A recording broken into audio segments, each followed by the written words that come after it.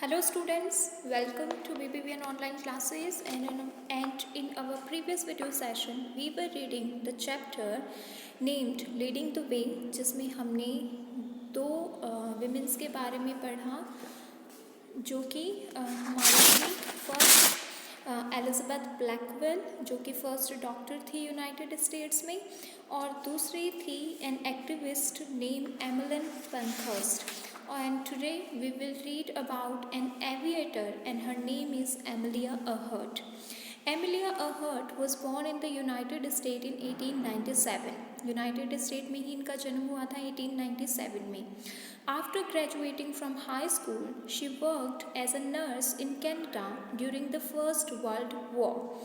तो अब high school से अपनी ग्रेजुएशन जो है वो पास करने के बाद में जो एमिलिया है उन्होंने फर्स्ट वर्ल्ड वॉर में कनाडा में एज अ नर्स काम किया.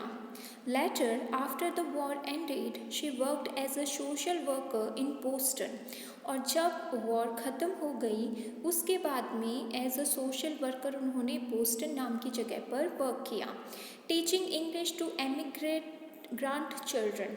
और वो काम क्या था उनका बोस्टन में, वो जो बाहर से बच्चे आए हुए थे उनको इंग्लिश पढ़ाने का काम करती थी. Aeroplane stunt shows were quite popular during the 1920s. जो एरोप्लेन उड़ाते टाइम पर जो शोज़ किए जाते थे वो काफ़ी पॉपुलर थे 1920 के टाइम पे. Amelia too enjoyed such aerial displays. Amelia को भी इस तरीके के जब भी एरियल स्टंट्स वाले होते थे वर्क वो उसको बहुत ज़्यादा पसंद आते थे. One day, after taking a 10-minute plane ride, she decided that she had to learn to fly. एक दिन 10 मिनट की प्लेन राइड ली उन्होंने एंड शी डिसाइडेड और फिर उसने निर्णय किया that she had to learn fly कि उसे सीखना है कि किस तरीके से फ्लाई किया जाता है या प्लेन चलाया जाता है. Through her determination and hard work, she was able to raise enough money to pay for her flying lessons. तो उसकी इतनी ज़्यादा डिटर्मिनेशन थी, दृढ़ निश्चय था फ्लाइंग को सीखने का और उन्होंने अपनी हार्ड वर्क से इतना पैसा जमा कर लिया कि वो फ्लाइंग के लेसन्स जो हैं वो ले सकें. In 1928, she was invited to join the pilots Wilmer Stulge and Louis Gordon while they flew from America to England. तो 1928 में जब वो फ्लाइंग लेसन्स उन्होंने ले लिए थे उसके बाद में उनको इनवाइट किया गया किस चीज़ के लिए, टू ज्वाइन करने के लिए द पायलट. किसको ज्वाइन करना था उन्हें, pilot Wilmer Stultz and Louis Gordon को while they flew from America to England, जब वो अमेरिका से इंग्लैंड की जर्नी करने वाले थे तब. Thus making her the first woman to fly across the Atlantic Ocean. और इस तरीके से वो पहली महिला बनी जिन्होंने किसी पायलट के साथ में अटलांटिक ओशन क्रॉस किया था. In 1932, she added to this distinction by becoming the first woman to fly solo across the Atlantic. और 1932 में उन्होंने क्या किया, उन्होंने एक ऐसे डिस्टिंक्शन प्राप्त की, इट मीन्स वो पहली महिला बनी जिन्होंने अकेले पूरा अटलांटिक को क्रॉस किया था फ्लाई के करके.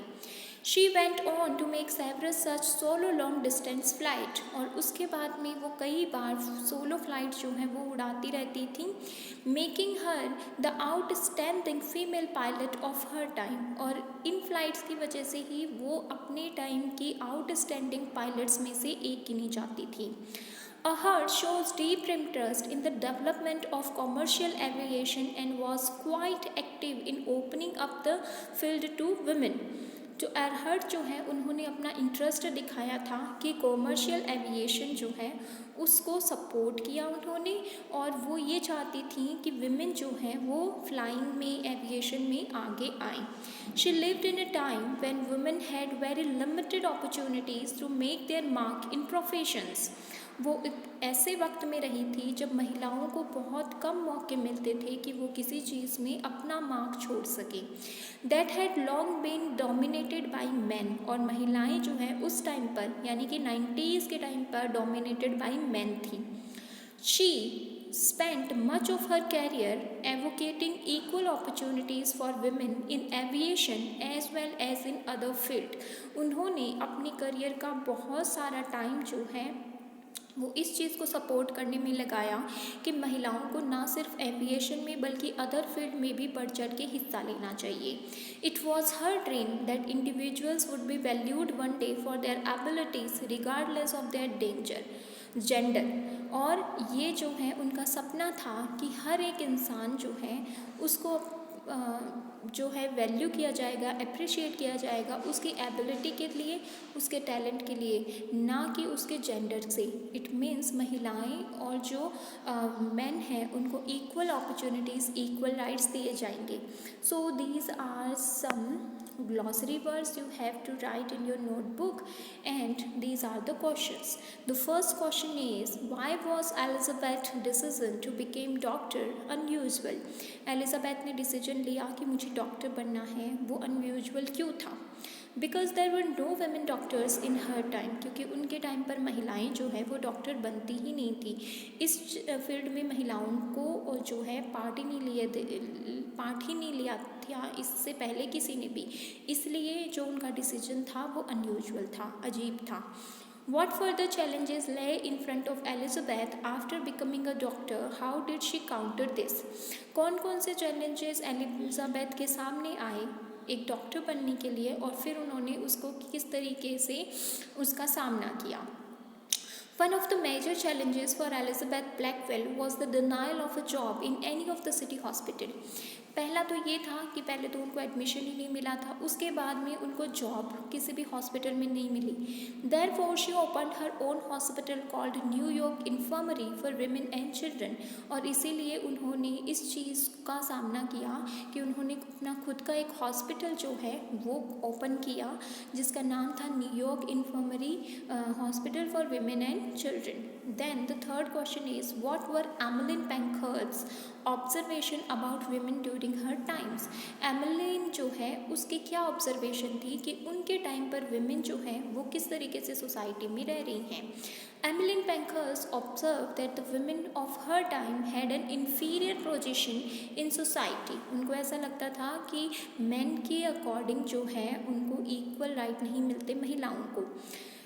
Women were legally and socially oppressed by men. और उन्होंने ये देखा कि लीगल यानी कि बाय लॉ भी, बाय गवर्नमेंट भी उनको जो है लीगली और सोशली मैन जो है वो ऑप्रेस करते हैं. Fourth question is, why was the year 1918 of significance to the WSPU in particular? 1918 जो है वो इतना इम्पॉर्टेंट क्यों है WSPU के लिए? 1918 was significant for WSPU because in this year the British government passed a law that gave women over the age of 30 the right to vote. क्योंकि 1918 ही वो साल है जिस टाइम पर ब्रिटिश गवर्नमेंट ने एक लॉ पास किया था और उन्होंने महिलाओं को जो कि 30 साल से ऊपर की हैं उनको वोट करने का अधिकार दिया. The fifth question is, do you think Emmeline was right in calling off the suffrage movement during the war years? Give a reason for your answer. क्या आप समझते हैं कि एमिलिन जो है उन्होंने अपना जो मूवमेंट है वो वॉर के सालों में जो है वो क्लोज कर दिया था एक बार के लिए, क्या वो सही था या गलत था? हमें रीज़न देना है.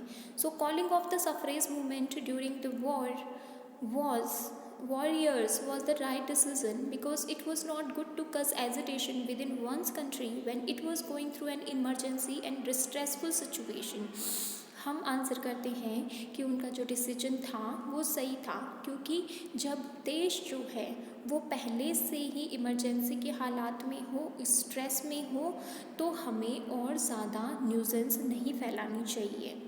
The sixth question is, what promoted Amelia Earhart to become an aviator? किस इंसिडेंट्स की वजह से एमिलिया जो है उन्होंने डिसाइड किया कि वो एविएशन को चुनेंगी?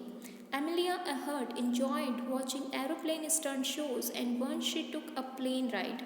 This promoted her to become an aviator. तो एमिलिया जो है उसको फ्लाइंग शोज़ देखना बहुत अच्छा लगता था और एक बार उसे राइड लेने का मौका मिला, फ्लाई करने का मौका मिला, तो उसने क्या किया, इसी चीज़ ने उसको ये मन में डिसाइड किया उसने प्लेन राइड के बाद में कि उसे भी फ्लाइंग में ही कुछ करना है। The seventh question is why were the years 1928 and 1932 of significance to Amelia. 1928 और 1932 जो है वो एमिलिया के लिए क्या सिग्निफिकेंस रखते हैं। In 1928, Emilia became the first woman to fly across the Atlantic Ocean and was invited to join the pilots Louis Gordon and to fly from America to England. In 1932, she became the first woman to fly across the Atlantic. तो 1928 में उनको offer मिला था कि वो 2 pilot को join करें जो कि जर्नी थी अमेरिका से इंग्लैंड की, और 1932 में वो पहली विमेन बनी जिन्होंने अटलांटिक को सोलो क्रॉस किया था।